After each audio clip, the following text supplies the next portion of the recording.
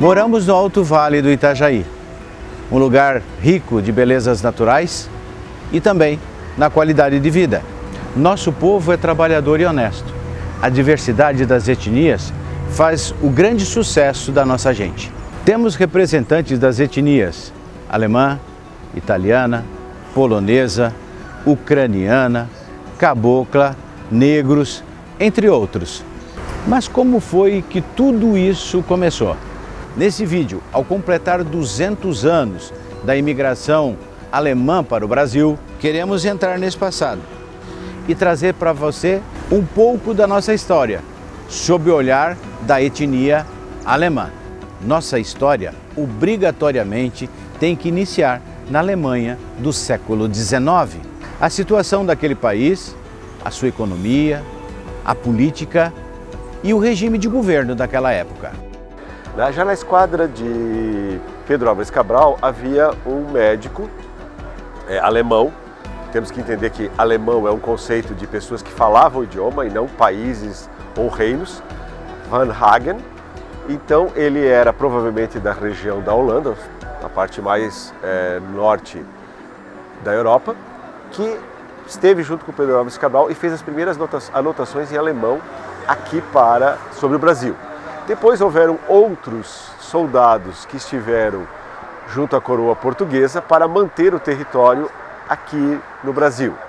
Mas realmente houve uma intensificação com a aproximação da família real portuguesa com o Império Austro-Húngaro, a Casa de Habsburgo, com o casamento da arquiduquesa Leopoldina, que depois passou a se chamar Imperatriz Maria Leopoldina, por uma tradição da Casa Portuguesa, que casou-se com Dom Pedro I. Então ela teve vários filhos, entre eles o mais famoso aqui no Brasil, Dom Pedro II, que após a morte da mãe e a abdicação do pai do trono brasileiro, se tornou o imperador e usou da sua prerrogativa como descendente da Casa de Habsburgo e amigo do Império Austro-Húngaro, para convidar os alemães para vir para o Brasil. O que leva o europeu, né, a emigrar, acho que é um primeiro movimento, a relação dele com a terra. Há historicamente também a gente tem que lembrar que eles não eram donos das terras, né? Eles trabalhavam nas terras, não tinham propriedade da terra, não conseguiam ser proprietários porque não se era permitido do ponto de vista de relações da esfera econômica, social e política dos grandes reis, dos grandes reinados, né? Que eram os proprietários e detentores, né? À medida que conseguem essa liberdade de livrar-se, né, tanto ele como agricultor, né, trabalhador da terra e ser livre, ele vai em busca de novos espaços. Mas a Alemanha está passando por momentos assim de transformações. A terra está exaurindo, não tem terra para todos. E também há um processo de que o homem do campo, o homem que vive no campo, agora vai para os grandes centros, né, vai procurar nos grandes centros trabalho. Porque não tenho terra, não tenho trabalho e começa a sobrar pessoas, começa a sobrar gente. E tem um detalhe assim fantástico da questão social, né? O cara que busca, né, sustento e está circulando e se vadiando, ele tem que ter permissão do rei para pedir esmola. Senão ele é preso, ele é julgado, é judiado, não é? E considerado realmente um nada, né? Então quando se olha para o mundo e vê a América, né? A América é o novo mundo, o novo Eldorado. Então o que vem para cá? Vem num primeiro movimento para o sul do Brasil, né? Para o Brasil, esses homens. E vem inclusive capitaneados por um representante enviado nosso por Dom Pedro para buscar reforços para a esfera militar. E quem vem para a esfera militar? Esses homens que lá também participaram de revoluções, participaram de movimentos sociais e eram gente dali, da luta, né? Então vieram também para ser soldados e compor a nossa frente de representação e formação militar. Não pode se enganar porque vieram e fizeram e serviram e desenvolveram brilhantes trabalhos no sul do Brasil, Por exemplo, a princípio, em São Leopoldo, os primeiros que vieram veio um grande número significativo de homens da esfera militar, né? Obviamente que na Europa aconteceu vários problemas sociais, entre guerras, entre a grande explosão populacional pela grande oferta de alimentos, começou a ter problemas da repartição excessiva das terras. Então, um familiar tinha 10, 12 filhos, imagina dividir as terras dele em 10, 12 partes, não sobraria nada para ninguém. Gerando problemas sociais, tanto no campo quanto nas cidades, e com essa propaganda, tanto da arquiduquesa, que era a Imperatriz Leopoldina, quanto do seu filho, vários alemães foram convidados para vir para o Brasil. O primeiro dos assentamentos foi em Ilhéus, na Bahia, e depois Dom Pedro II, querendo que houvesse a colonização das áreas do sul do país, em função de todos os problemas e ameaças dos espanhóis tomarem conta dessa porção do Brasil, convidou inúmeras imigrações. Então elas foram dadas por ondas. Seguindo uma cronologia, depois de Ilhéus foi Nova Friburgo, no Rio de Janeiro. Depois de Nova Friburgo foi São Leopoldo, que é justamente São Leopoldo em homenagem a Leopoldina, e no Rio Grande do Sul, e depois São Pedro de Alcântara, em homenagem a Dom Pedro I, aqui em Santa Catarina. Logo em seguida, Blumenau, e de Blumenau houve toda a colonização aqui do Vale do Itajaí. A família Frankenberger, eles já tinham feito uma reestruturação das terras. O Georg, que era avô do Josef, do Franz Josef, ele já tinha feito uma readaptação. Só que assim, famílias antigas, morando no mesmo terreno, vai dividindo, subdividindo, e vai chegar num ponto em que uma família não consegue mais viver, não há terra suficiente. E Francisco tinha aquele amor nato pela terra, queria trabalhar a terra, trabalhou a terra também, mesmo sendo professor lá, ajudava também na roça, mas chegou num ponto em que ele chegou à conclusão de que, se ele constituísse uma família, ele não poderia trabalhar a terra. Então isso motivou ele a procurar alternativas. Se no outro lado está a possibilidade de eu ter terra, eu sou pedreiro, marceneiro, carpinteiro, alfaiate, médico, professor, filósofo, então tinha muita gente sobrando com profissões de nível elevado. Esses homens olham para a América e veem a América aqui como um novo Eldorado, então é para cá que eles vêm. Podemos considerar uma catástrofe a experiência dos primeiros alemães que vieram com destino ao sul do país, principalmente a São Pedro de Alcântara, pois o governo não cumpriu com o contrato de apoio prometido. Primeiro, movimento forte de colonização Rio Grande do Sul, São Leopoldo, depois nós vamos ter em São Pedro de Alcântara, 1828, 500 imigrantes que vêm, homens casados ou não, que são largados ao relento, que novamente vêm de lá para cá, são trazidos, colocados nessa área de colonização, que são espaços demarcados por plantio, para se tornarem, Mas como são largados ao relento, não recebem o subsídio que o governo prometeu, das primeiras ferramentas, o cavalo, o arado, enfim, as coisas necessárias mínimas, largados ao relento, eles vão chegar numa condição de miserabilidade, passar fome, vão embrenhar pelo caminho do alcoolismo, do abandono da família e de chegar a oferecer as filhas para o agricultor que pudesse cuidar do filho para não ver ele morrendo de fome. Então esse primeiro movimento foi importante, mas não deu certo, porque essa relação da esfera política do governo com o movimento social da imigração, desse povo que vem de uma etnia, que vem de um lugar que eles estão com também, eles detêm um nível de educação elevado, porque nós vamos pegar um indicador de 1875, na Alemanha era 2% de analfabetismo, isso é muita coisa, Então você já tem essa relação, e aí nós vamos trazer esse pessoal que vem, depois o outro, muitos vão voltar, e muitos vão cair no alcoolismo, vão vir a morrer de doenças de pele, coisas, sarna, olha, coisas terríveis, né?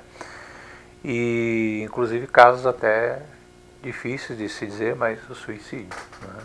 O processo de colonização que deu certo acontece aqui, na nossa região, tendo à frente o Dr. Otto Hermann Blumenau.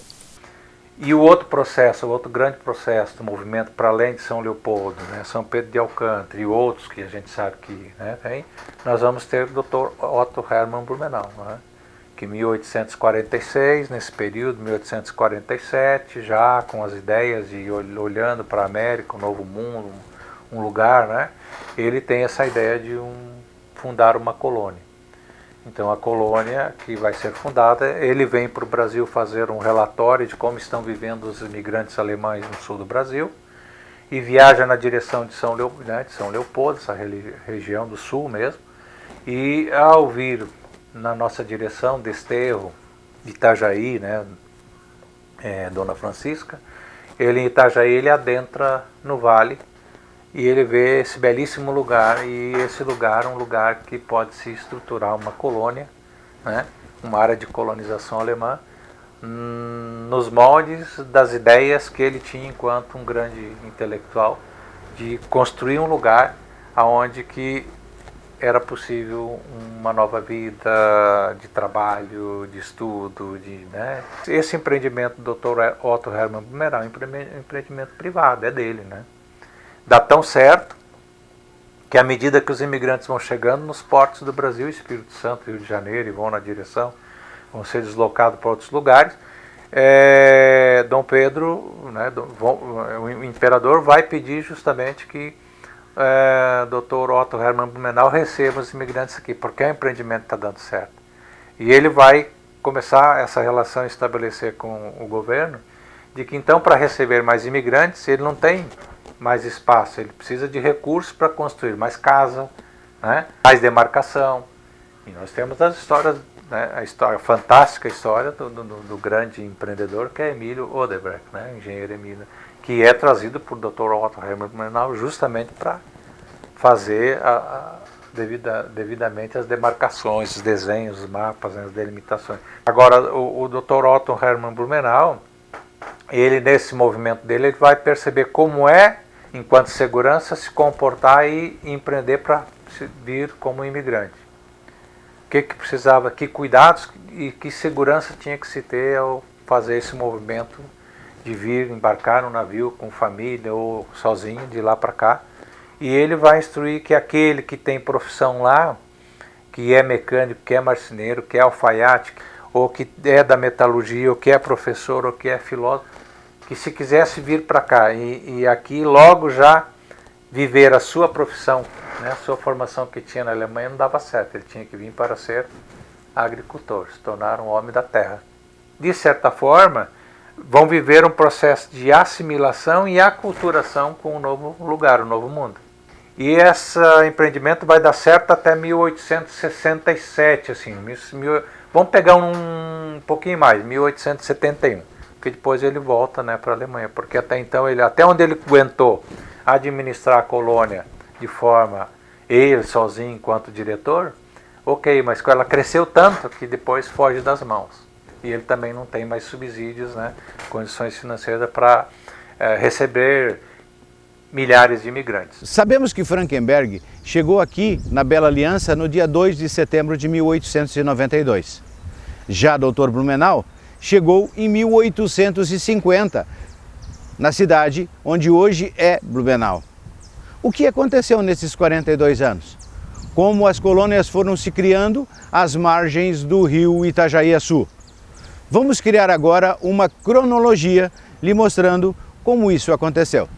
Subindo em direção ao Alto Vale, a imigração chegou em Indaial no início de 1860, com famílias oriundas da Armação, Itajaí, Camboriú e Porto Belo. Primeiramente, a região era habitada por índios carijós. Em 1863, o engenheiro Emílio Odebrecht, da colônia de Blumenau, subiu o rio Itajaí-Açu até a confluência dos rios Itajaí do Sul Itajaí do Oeste, registrando a existência de habitações na barra do Rio Benedito, onde hoje se situa a cidade de Indaial. 15 anos após, em meados de 1875 e 76, o território que hoje consiste, Rodeio e Ascurra, foi fundado com a chegada de imigrantes austríacos, tiroleses da região de Trento. Os tiroleses eram súditos austríacos da fala italiana e italianos de Vêneto e da Lombardia. Estes imigrantes vieram a pedido de Dr. Blumenau, já que os imigrantes alemães não estavam se adaptando com a região. Em 1878, com a chegada de 150 famílias italianas advindas de Blumenau, e sendo estes sobrevindos posteriormente por famílias alemãs, polonesas e açorianas, em 29 de setembro foi fundado o povoado de Buguebá, Ribeirão dos Bugres, e depois Aquidabã. Hoje é conhecida como Apiúna, que é de origem indígena, que significa cabeço negro. 40 anos após, em 1890, os primeiros colonizadores chegaram em Lontras. Foram alemães, carregando seus pertences em burros, e avançaram pelas margens do rio Itajaí-Açu. Essa região também pertencia às terras adquiridas e depois subdivididas por Hermann Blumenau. A colonização seguia rumo à serra. No caso de Rio do Sul, núcleo emergente do Alto Vale do Itajaí, o rio Itajaí-Açu desempenhou papel decisivo na fixação dos colonizadores, que teve início oficialmente no dia 2 de setembro de 1892, com a chegada do primeiro colono, vindo de Blumenau, Francisco Frankenberg. Porque a minha mãe contou, porque hoje em dia as crianças são tudo para junto, tudo junto. Os grandes falam, os pequenos. Em nosso tempo, chega gente, não podia escutar. Então, mas a minha mãe disse só que eu tinha 8 meses quando cheguemos para cá. E meu pai era um ferreiro, ele tinha uma ferraria aqui na estrada, então anel e tudo ele sabia fazer, o meu pai, né? O Frankenberg era o primeiro que vinha para cá.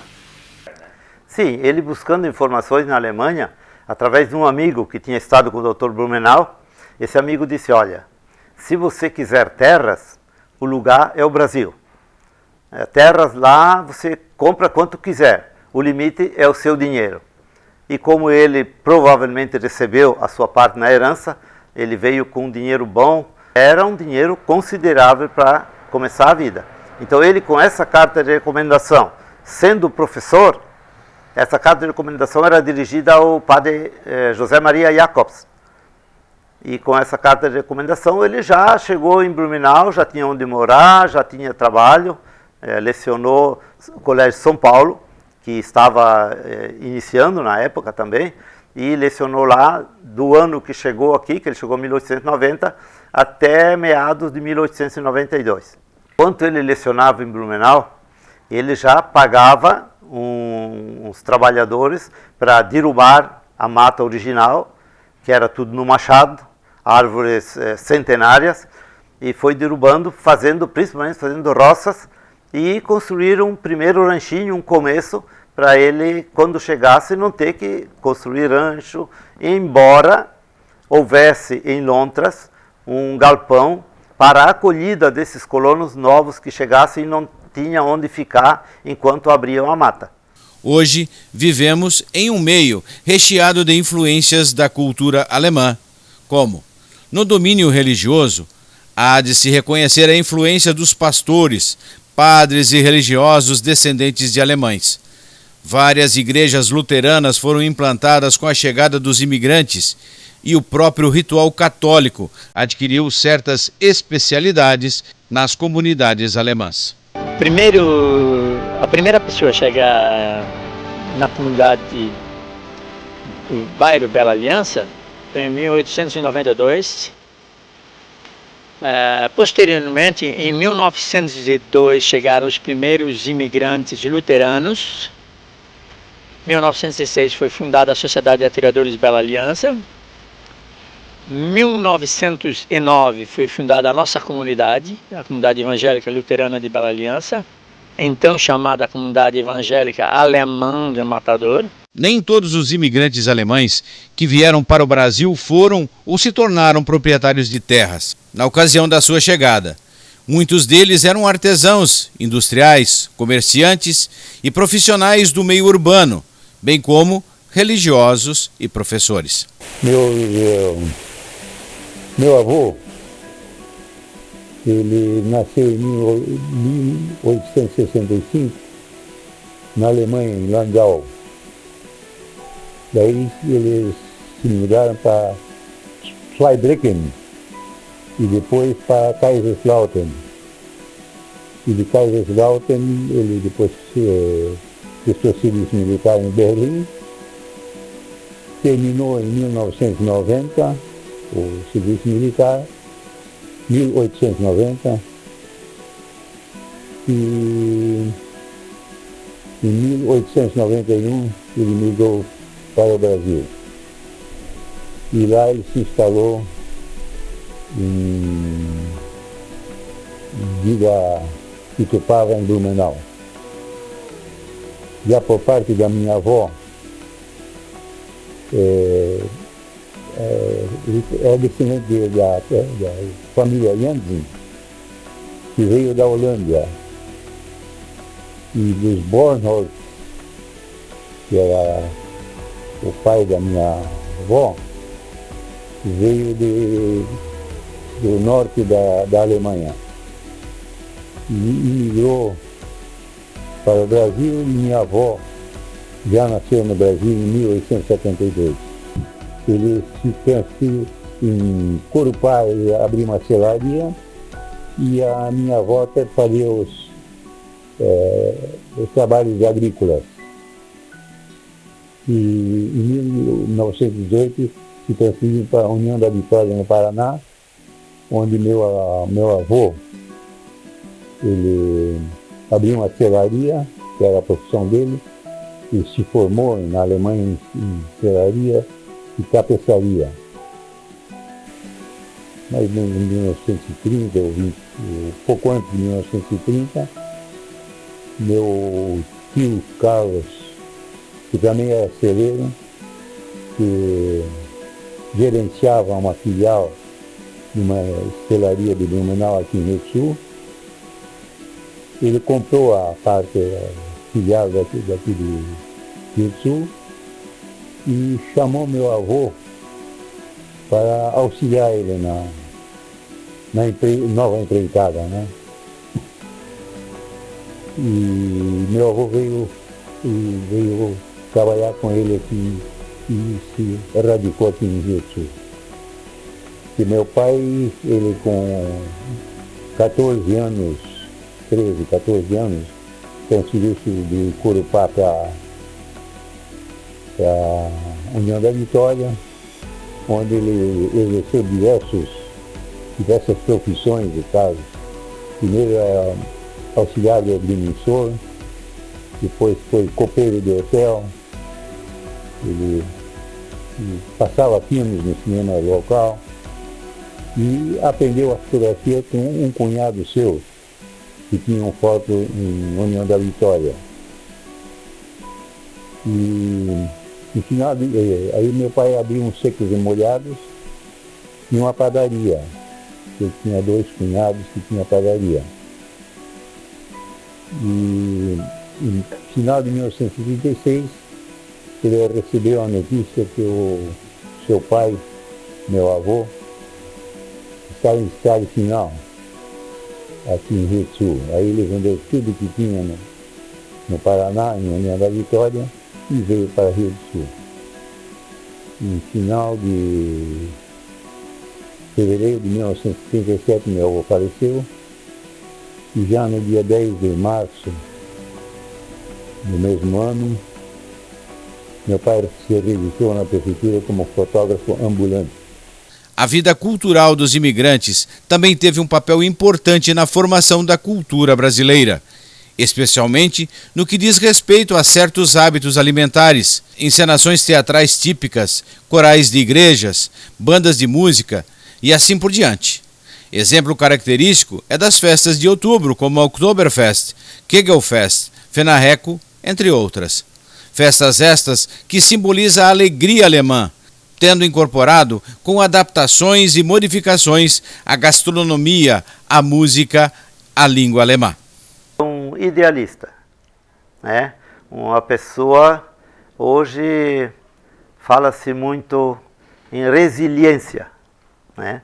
Foi uma pessoa que apostou numa ideia, num sonho de constituir família trabalhando a terra e buscou condições onde ele pudesse pôr em prática isto. E foi aqui que ele achou. E a nação dele, daí para frente, não foi mais a Alemanha. Meu pai sempre fala, ele era brasileiro e muito brasileiro. E defendia essa terra com unhas e dentes. Não gostava que se falasse mal. Ele sempre dizia, se você não está bem, trabalhe que vai melhorar.